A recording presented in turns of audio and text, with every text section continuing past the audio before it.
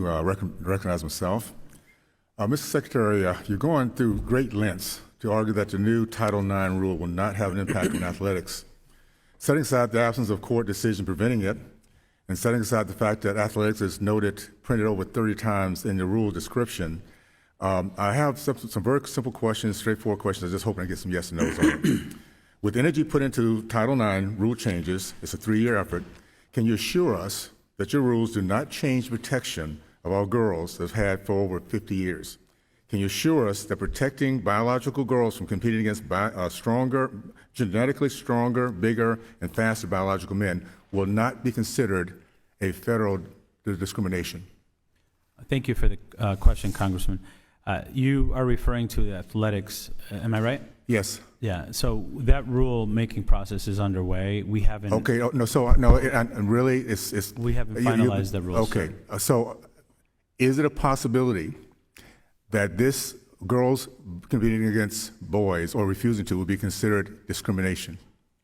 As is I that said, a possibility? I'm here to discuss, what we're doing in education to help children. Proposed rules, whether it's really a yes or no. I mean, it should be a yes or no. It's a bridge that we all know that you're trying to get across. So just, is this something that you're looking at doing right now? Possibility? I don't want to comment on a proposed rule that we haven't finalized yet. Okay. We have over 140,000. Thank you. Let me just continue then. Mr. Secretary, you're in a very unique position to impact the lives, futures, and fortunes of millions of female athletes. Americans on both sides of this debate need to know how deep your commitment is.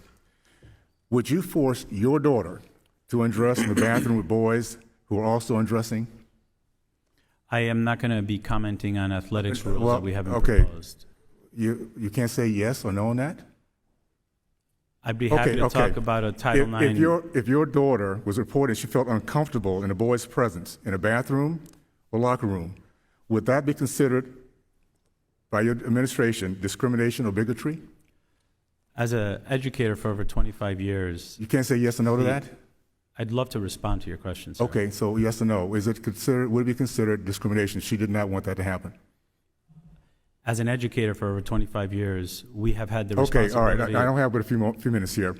Girls have now entered into contact sports of boxing and wrestling.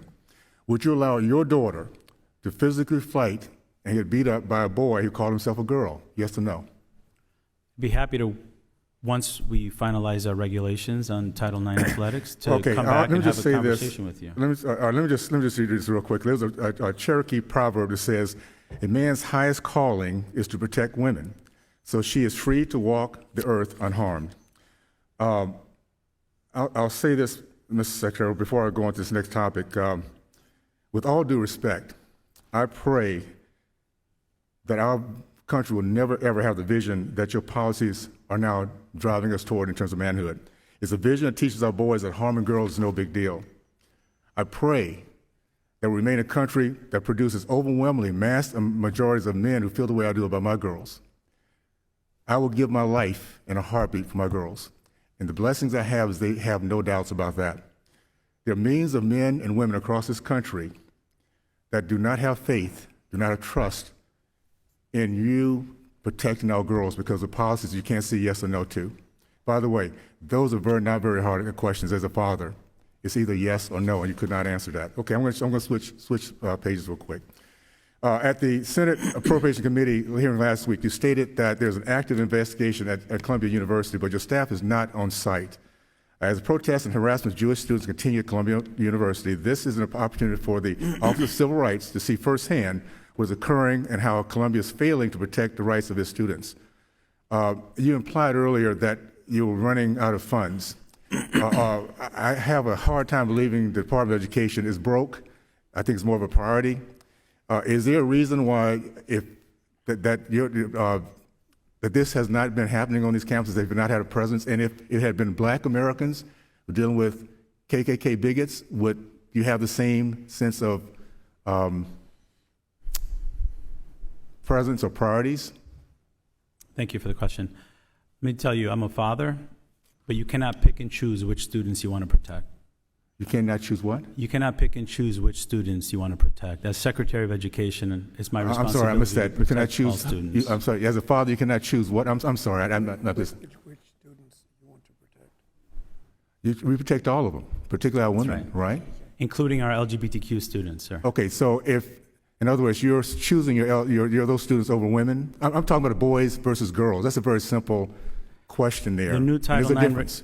The new Title IX regulations increase protections to all students and increase protections for women. This is why American parents are really concerned about this administration.